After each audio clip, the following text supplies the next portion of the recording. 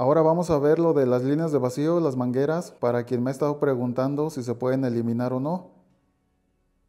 Vamos a ver las mangueras, las conexiones, cuáles son las más importantes, ver si las puedes desconectar o qué es lo que te puede fallar en el caso de que decidas desconectarlas. En este caso hay mangueras de vacío que son muy importantes, no las puedes desconectar y si las desconectas pues te va a fallar el motor. Voy a empezar por las líneas más importantes y la primera es la del regulador de gasolina. El regulador de presión de gasolina es como una tipo válvula y está conectada a un diafragma por adentro. Entonces necesita el vacío porque al aplicar ese vacío va a abrir o a cerrar esa válvula. Y lo hace para mantener la presión aquí en el riel de inyectores más o menos en un rango de los 33 hasta los 43 psi.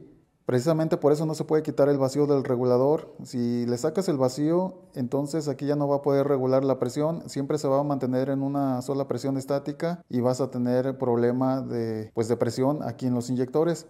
Lo segundo es el vacío para la válvula de turbulencia. La válvula de turbulencia es esta que está aquí al fondo, detrás del múltiple de admisión. Esa es una servoválvula, igual funciona con vacío porque aquí en el múltiple de admisión lleva como unas mariposas, entonces esas tienen que variar la apertura cuando el motor está en ralentí, cuando va a más revoluciones. La apertura y el cierre de esas mariposas que están en el múltiple de admisión lo controla la válvula de turbulencia. Si le quitas el vacío, deshabilitas la válvula, igual te va a fallar el motor y principalmente lo va a hacer en marcha mínima. Igual aquí en conjunto con la válvula de turbulencia trabaja el tanque de vacío, entonces igual no es recomendable eliminar el tanque de vacío.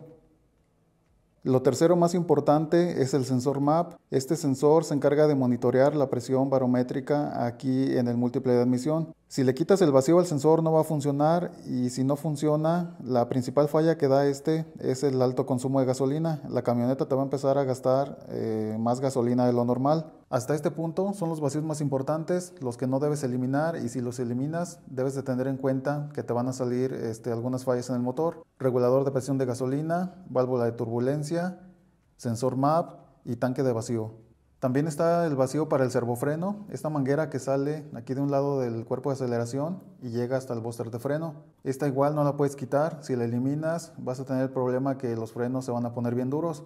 Y ya por último están los vacíos para el sistema de purga de los vapores del canister y también para el sistema EGR. Estos últimos dos vacíos son importantes pero no son indispensables para el funcionamiento del motor. Sí los puedes eliminar y no te va a causar fallas acá en el motor o al menos no fallas así graves. En el caso del EGR no hay ningún problema, yo lo eliminé, lo tengo desconectado y no me ha dado ninguna falla. Aquí en el sistema de purga del canister, si eliminas el vacío no vas a tener tanto problema aquí en el motor. Pero debes tener en cuenta que se te van a generar códigos de falla de las válvulas, de algunos sensores. En lo que sí te va a afectar es que ya no se van a purgar los vapores de la gasolina que se generan en el tanque. Y no es que afecte así gravemente en el motor, eso lo vas a ver principalmente en el tanque de gasolina. Aquí en el tanque de gasolina se generan vapores de la misma gasolina y esos entran al canister y del canister a la admisión para que se quemen en la cámara de combustión. Si eliminas la purga del canister, todos esos vapores en algún momento pues tienen que salir.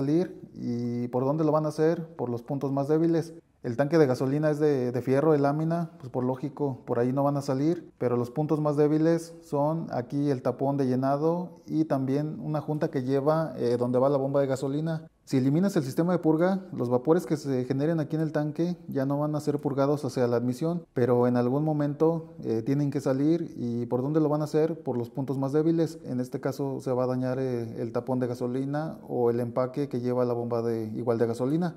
Ahí donde asienta la bomba de gasolina en el tanque lleva como un tipo O-ring de hule, es para sellar que no haya pérdidas entre el tanque y la bomba. Igual el tapón de gasolina tiene un empaque para que cierre herméticamente.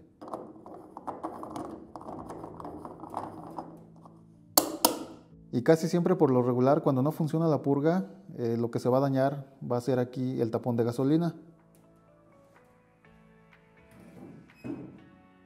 Ahora ya sabes cuáles son los vacíos más importantes para el motor.